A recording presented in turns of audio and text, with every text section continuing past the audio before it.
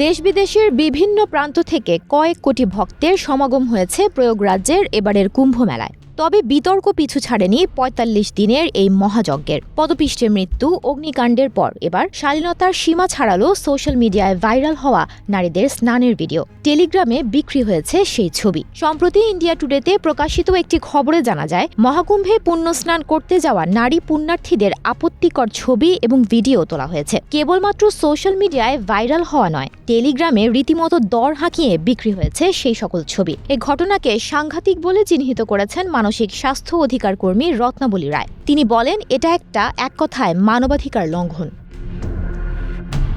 এবারের কুম্ভে নারী পুণ্যার্থীদের সংখ্যা ছিল চোখে পড়ার মতো। রত্নাবলী বলেন, এটা ব্যক্তিগত পরিসরে অবাঞ্ছিত হস্তক্ষেপ। যারা পুণ্য লাভের জন্য এতদূর যাত্রা করেছেন, তারা এই স্নানের পরিসরকে ভরসা করেছিলেন। তাদের এবার সেই বিশ্বাস ভঙ্গ হলো।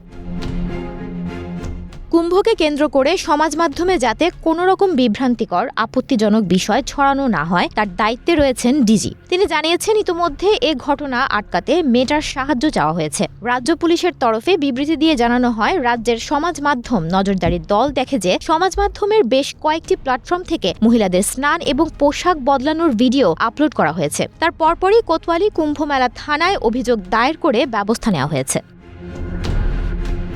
গত ১৩ জানুয়ারি থেকে শুরু হয়েছে এই কুম্ভ মেলা, যা চলবে ২৬ ফেব্রুয়ারি পর্যন্ত।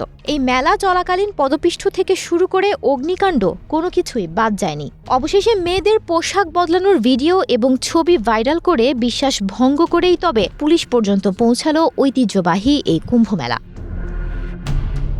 মনোরোগ বিশেষজ্ঞ রিমা মুখোপাধ্যায় বলেন, মহাকুম্ভে ভক্তি ভরে স্নানের পেছনে সমাজের অবদমনের চিত্র ফুটে উঠেছে এ ঘটনায়। ভয়ারিজম তো এক ধরনের মানসিক বিকার। আইনি ব্যবস্থায় ১৭ এবং ১৯ ফেব্রুয়ারিতে করা দুটি অভিযোগের ভিত্তিতে এ ঘটনার তদন্ত করছে উত্তরপ্রদেশের পুলিশ।